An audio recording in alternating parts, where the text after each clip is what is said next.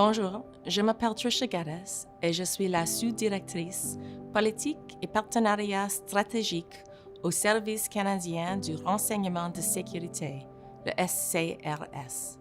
C'est un plaisir de vous fournir aujourd'hui des informations sur les menaces pesant sur la sécurité de la recherche. De plus en plus souvent, le service participe à des conversations publiques sur la nature, la complexité et l'évolution des menaces pour le Canada, car elle a pour mission de protéger les intérêts nationaux, mais elle ne peut pas y parvenir seule. Le SCRS enquête sur les menaces pour la sécurité du Canada. Dans cette présentation, je mettrai l'accent sur les menaces d'espionnage et d'ingérence étrangère, mais le mandat du service englobe toutes les menaces pour la sécurité nationale. Pour saisir l'importance du rôle que joue le SCRS dans la lutte contre toutes ces menaces, il faut comprendre que le terrorisme met en danger nos vies, tandis que l'espionnage et l'ingérence étrangère mettent en danger notre mode de vie.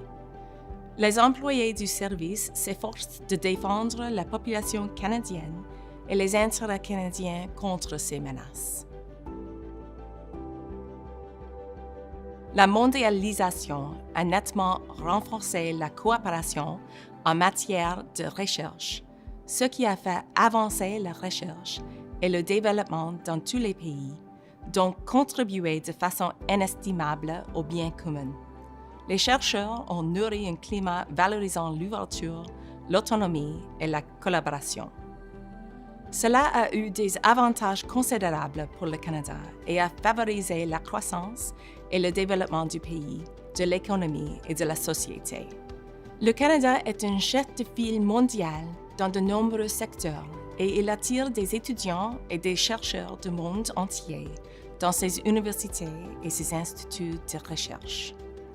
Cependant, le caractère permissif de ce modèle peut en faciliter l'exploitation par des acteurs ne partageant pas les mêmes valeurs, notamment des régimes qui ont su tirer parti de cette ouverture pour servir leurs propres intérêts. Pour lutter contre cette exploitation, il faut adopter des mesures de protection. L'objectif n'est pas d'entraver la collaboration internationale dans le domaine de la recherche et de la science, mais de veiller à protéger les chercheurs, la recherche-développement et les investissements considérables du Canada contre les auteurs de menaces qui pourraient choisir d'exploiter les connaissances canadiennes au profit des intérêts stratégiques et économiques de leur pays.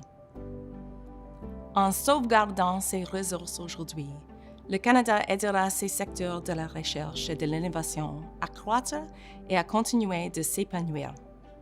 L'adoption de mesures visant à préserver la confidentialité, la sécurité, l'éthique et la propriété intellectuelle n'empêchera pas la recherche universitaire d'être ouverte et collaborative.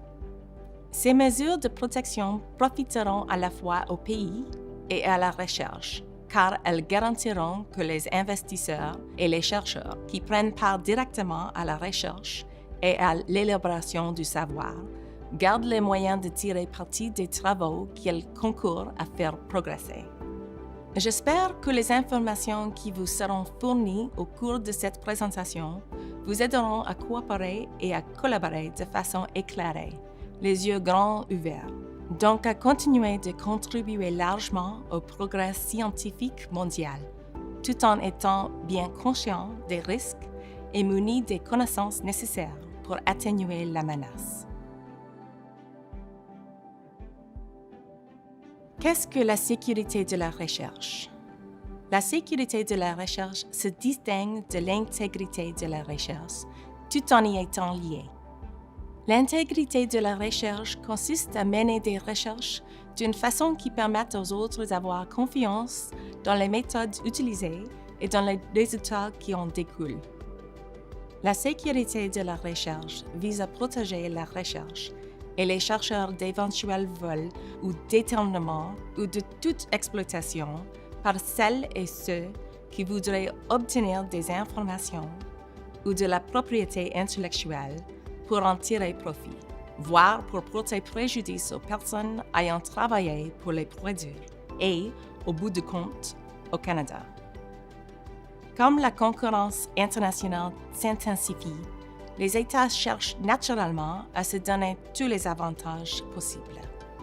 En conséquence, certains gouvernements adverses exploitent tous leurs organismes d'État, y compris leurs services de renseignement, pour promouvoir leurs intérêts nationaux au détriment de ceux des autres.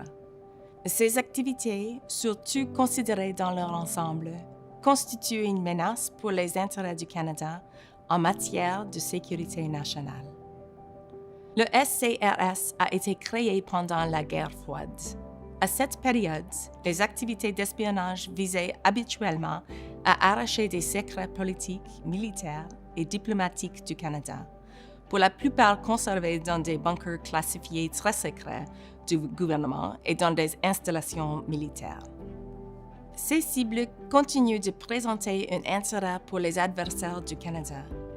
Mais dans le monde actuel, axé sur les données et sur la haute technologie, certaines des recherches les plus poussées et des découvertes les plus utiles se font dans les laboratoires universitaires relativement ouverts et accessibles et dans de toutes nouvelles entreprises, ce qui peut faire de vous et de vos travaux des cibles. Les espions d'aujourd'hui peuvent aussi bien porter le sarrau que l'imperméable. Dans l'économie du savoir, les ressources nationales les plus précieuses sur le plan de l'économie et de la sécurité sont la propriété intellectuelle et les données. Ces ressources vitales peuvent être matérielles ou immatérielles. Il peut s'agir de documents et de fruits de la recherche, mais aussi de procédures novatrices et de connaissances tacites. Le transfert de ces connaissances à l'extérieur du Canada par des moyens clandestins ou trompeurs constitue un enjeu de sécurité nationale prioritaire, surtout si les connaissances en question sont sensibles ou susceptibles d'avoir des usages militaires. Les adversaires étrangers combinent divers moyens pour obtenir les informations qu'ils convoitent. Outre l'espionnage industriel et technique commandité par l'État, un pays peut utiliser le financement de la recherche, la formation linguistique et culturelle, les visites d'étudiants et de professeurs, les conférences et différentes occasions d'échange de savoir pour promouvoir sa recherche-développement et l'acquisition de connaissances dans les domaines militaires et commerciaux. Cependant, je tiens à souligner que le recrutement des talents, les programmes d'échange, les attentes de financement, les voyages à l'étranger et les recherches conjointes constituent des moyens tout à fait légitimes de collaborer et de faire progresser les connaissances. Ces activités ne sont préoccupantes pour la sécurité que quand elles sont menées à votre insu ou de façon à occulter le rôle d'un État étranger ou les véritables intentions des participants. Il arrive que des adversaires étrangers utilisent une combinaison de ces approches contre vous et votre travail. Bien que les programmes de recrutement de talents ne soient pas nécessairement mal intentionnés et fassent partie intégrante de la recherche contemporaine, ils peuvent être assortis de conditions d'emploi qui les font basculer dans le domaine de l'ingérence étrangère. Par exemple, des acteurs étrangers peuvent vous imposer de transférer ou de copier la recherche ou d'attribuer les fruits de cette recherche à des institutions étrangères pour tirer un avantage illégitime de ces programmes. Des activités liées à la menace, y compris des tentatives de voler ou d'exploiter autrement la propriété intellectuelle, le savoir-faire et les talents canadiens, ont lieu en ce moment même. Elles peuvent être menées par des personnes de tout milieu professionnel et de toute nationalité et ne visent pas exclusivement le Canada. Ses alliés y font face aussi. Récemment, les chefs des services partenaires du SCRS en Australie, aux États-Unis et au Royaume-Uni ont signalé que le niveau actuel d'espionnage et d'ingérence étrangère dans leur pays était sans précédent et inacceptable. Le Canada n'est pas le seul à rencontrer ces difficultés, dont il n'est pas le seul à les combattre. Il peut collaborer étroitement avec ses alliés, comme vous le faites avec vos partenaires et vos homologues dans le domaine de la recherche, pour établir et employer des stratégies et des outils efficaces afin de protéger ses intérêts nationaux et ceux de ses partenaires. Le milieu de la recherche du Canada est depuis longtemps la cible d'attaque par des acteurs adverses, mais les derniers événements ont amplifié cette menace, ainsi que certaines failles. Le télétravail sur des réseaux virtuels non sécurisés, par exemple, peut augmenter la vulnérabilité face au cyberespionnage et le risque de vol des fruits de la recherche. C'est particulièrement vrai quand les travaux en question supposent une collaboration avec des partenaires étrangers situés dans des pays dont la loi et la réglementation ne reconnaissent pas la liberté d'enseignement et le droit de propriété. Ces activités ont des répercussions sur les plans personnel, organisationnel et national. Sur le plan personnel, le vol de vos recherches pourrait se traduire par une diminution des perspectives de publication ou de commercialisation, une perte de financement, une atteinte à votre réputation et diverses occasions perdues. Le travail de toute votre vie pourrait être dérobé, ce qui vous empêcherait de récolter les fruits de vos idées et de vos efforts. En outre, ces activités vous privent de tout contrôle sur votre travail et sur vos idées, et sur la façon dont celles-ci sont diffusées et employées. Par exemple, vos découvertes pourraient être utilisées et adaptées pour exercer une surveillance généralisée, bafouer les droits de la personne ou obtenir un avantage militaire. Même si vous, chercheurs et défenseurs de la recherche, n'avez pas l'intention de commercialiser les fruits de ces études ou d'en tirer des profits personnels, vous devriez avoir la possibilité de décider pourquoi, quand et à qui vous communiquez les connaissances et les résultats tirés de vos travaux, et ce que les bénéficiaires prévoient d'en faire. En outre, ces activités menacent l'intégrité de l'ensemble des recherches entreprises au Canada, car elles portent atteinte aux principes élémentaires d'ouverture, de transparence et de collaboration qui s'y appliquent et aux valeurs essentielles qui sont l'objectivité, l'honnêteté, la transparence, l'équité et la bonne gestion.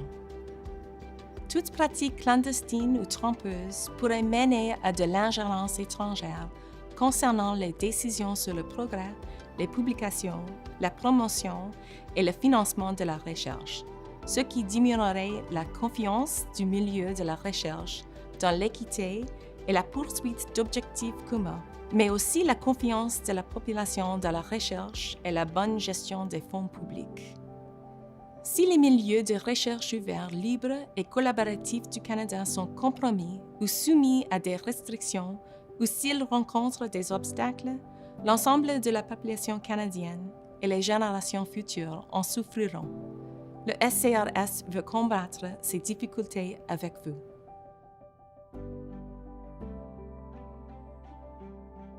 Vos recherches comptent. Elles stimulent l'innovation et les découvertes scientifiques et contribuent au bien commun. Les institutions universitaires canadiennes sont des chefs de file mondiaux dans différents secteurs économiques et technologiques et domaines de recherche qui intéressent des États étrangers. Au Canada, où l'économie est de plus en plus axée sur le savoir, la recherche et le développement sont d'autant plus précieux. Étant donné cette réalité, il ne faut pas faire preuve de complaisance vis-à-vis du rôle du Canada dans le monde de la recherche, du développement et de l'innovation. L'avenir du pays dépend de sa capacité à soutenir et à protéger sa recherche. Le Canada investit lourdement dans la recherche et l'innovation en raison de leurs retombées évidentes pour le pays, mais aussi parce qu'il sait que sa place sur la scène internationale en dépend. La majeure partie de cette recherche est effectuée dans les universités, les collèges et les établissements qui en relèvent. Par conséquent, le gouvernement du Canada attribue des sommes considérables à ces institutions pour nourrir la recherche canadienne, l'objectif étant de garantir la sécurité économique du pays. Les universités et les collèges qui délivrent des diplômes sont financés en grande partie par des sources gouvernementales. La majorité des subventions fédérales vont à des travaux parrainés par les 3 organismes subventionnaires. Étant donné l'envergure et le poids de ces investissements, le gouvernement du Canada tient à protéger l'intégrité du système de collaboration internationale, qui est essentiel à la bonne marche du secteur national de la recherche et de l'innovation. Cela concerne en particulier les chercheurs qui travaillent dans le domaine des sciences, des techniques, du génie et des mathématiques, sur les technologies à double usage, sur les nouvelles technologies et dans des domaines sensibles sur le plan commercial. Les lignes directrices que je vous communique visent à vous aider à tirer le maximum de la collaboration internationale tout en protégeant la propriété intellectuelle, les travaux sensibles et les données connexes, ainsi que les renseignements personnels. Peu importe leur motivation, quand des acteurs adverses profitent indûment du milieu de la recherche canadien, ils le font au détriment des institutions de recherche et de l'ensemble de l'écosystème favorisant l'innovation. Directement ou indirectement, leurs actes ont un coût en matière de fonds, d'emploi, d'expertise, de données sensibles, de technologies de pointe et d'incitatifs nationaux à innover. Vous pouvez vous prémunir contre les menaces étrangères sans préjudice pour l'ouverture qui a permis à la recherche canadienne de devenir l'une des meilleures du monde. Il n'est pas nécessaire de mettre fin à toutes les collaborations internationales qui sont essentielles au progrès de la recherche scientifique. Il est capital d'améliorer la connaissance collective de la menace et la résilience face à celle-ci pour concevoir une stratégie de sécurité adaptée à votre organisation. C'est pourquoi le SCRS intensifie son dialogue avec les intervenants extérieurs au gouvernement, notamment du milieu universitaire et du secteur privé. Les auteurs de menaces emploient divers moyens trompeurs ou agissent à votre insu pour accéder aux informations qu'ils désirent et les voler. La menace peut venir de l'extérieur des organisations visées, par exemple en cas de cyberattaque. Elle peut aussi venir de l'intérieur, quand des employés transfèrent à des tiers les connaissances auxquelles ils ont accès, parce qu'ils ont été placés délibérément dans cette organisation pour cela, parce qu'ils ont été recrutés après coup, ou encore parce qu'on les a incités ou forcés à collaborer. L'inconscience du danger, le manque de rigueur, l'absence de mesures d'atténuation et le manque de résilience qui caractérisent les pratiques de recherche peuvent aussi nourrir ces menaces ou les faciliter. Chacun doit faire tout ce qui est en son pouvoir pour protéger les institutions et les ressources les plus précieuses du Canada, afin de ne pas aider involontairement ses adversaires à atteindre leurs objectifs à ses dépens.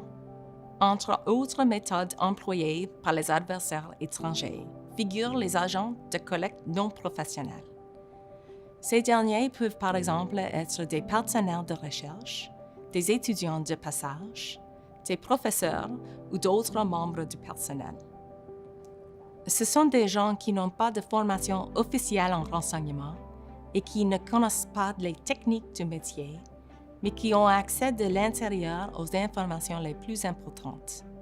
Ils peuvent collaborer de leur propre chef ou y avoir été contraints. Ils sont convaincus par divers moyens ou forcés de transférer des données recherchées par l'adversaire. Par ailleurs, il arrive fréquemment que des partenariats ou des attentes de financement soient utilisés pour obtenir un accès direct à de la propriété intellectuelle ou à des recherches précieuses. Encore une fois, il s'agit de mécanismes légitimes qui favorisent la collaboration internationale et l'avancement du savoir, mais qui peuvent aussi être détournés à votre insu ou par la tromperie pour accéder à des connaissances visant à servir des objectifs ou des motivations délibérément masquées ou allant à l'encontre des intérêts des chercheurs concernés. Il existe un certain nombre de mesures que vous pouvez prendre avant de conclure des partenariats avec l'étranger ou des ententes de financement pour vérifier que ceux-ci ne sont pas utilisés à des fins inavouées. Je vous encourage à consulter des juristes et des sources d'informations gouvernementales.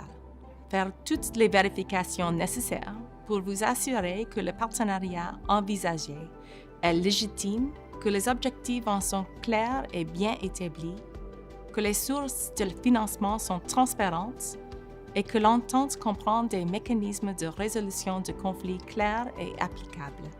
Veillez à ce que les conditions de cet accord soient conformes aux lois et aux règlements canadiens, ainsi qu'aux normes internationales applicables à la recherche. Bien que les auteurs de menaces emploient des méthodes et des moyens variés, les signaux qui doivent vous alerter sont les suivants. Les offres de financement en espèces ou dont la source ou la valeur n'est pas précisée. Toute collaboration ou tout partenariat assorti de l'exigence de dissimuler une partie ou la totalité des activités concernées à votre établissement. L'utilisation de techniques de subtilisation des informations. Les demandes inhabituelles de visite sur place. Toute divergence entre les informations disponibles en ligne sur une personne ou une organisation et celles qu'elle communique. Le manque de connaissance du domaine de recherche ou, au contraire, un niveau d'intérêt ou de savoir concernant votre projet qui semble inhabituel ou difficile à expliquer. Le fait d'exiger ou de tenter de vous convaincre de modifier la teneur du projet, les restrictions d'accès, les protocoles de recherche ou la composition de l'équipe. Toute activité ou communication qui vous semble inhabituelle. Vous connaissez votre domaine de recherche. Faites confiance à votre bon sens. Si une offre vous semble trop belle pour être vraie, c'est probablement le cas. Pour vous aider à mettre en place les mesures de protection et d'atténuation nécessaires, le SCRS a établi une liste de contrôles pour protéger vos recherches, qui n'est qu'un exemple parmi d'autres des lignes directrices et des pratiques exemplaires disponibles sur le portail Protégez votre recherche. Ce portail vous donne accès à des cours en ligne sur mesure. Vous pouvez aussi faire appel à Sécurité publique Canada pour faire bénéficier votre établissement d'un atelier protection de la science. Merci de votre attention. N'hésitez pas à communiquer avec l'un des bureaux du SCRS si vous avez des préoccupations ou des inquiétudes. Vous trouverez les coordonnées sur le site web du service. Une approche commune de la sécurité et des partenariats entre le SCRS et votre organisation peuvent contribuer à vous protéger, ainsi que toute la population canadienne, ce qui accroîtra la résilience collective et garantira la prospérité et la sécurité future du Canada.